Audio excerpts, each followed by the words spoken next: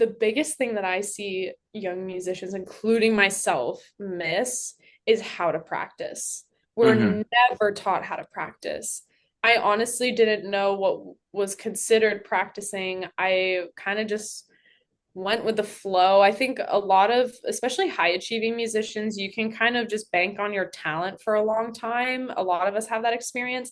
And then there's a Hmm. point in your life when you get like slapped in the face and you're like, you actually got to put work into this. And then, like, I think something I've really kind of figured out in college is I just don't like, I was never taught how to practice, how to like write down my practice sessions and going in with really, I think they talked about, I forget who it was, someone had a master class at the Global Jazz Workshop who mentioned something Hmm. like this, but it's so true. Like going in with a goal, like going in and saying, this is what I'm going to achieve and make it reasonable. You can't be like, oh, I need to learn this 8 minute aria and I have 30 Hmm. minutes in this practice room. It's like, obviously, that's not a good idea.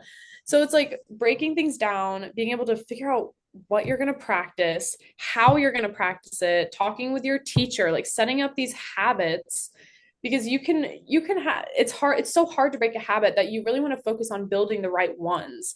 Hmm. So that's just been my experience is I think making myself a more successful musician, it would be figuring out what a practice session looks like.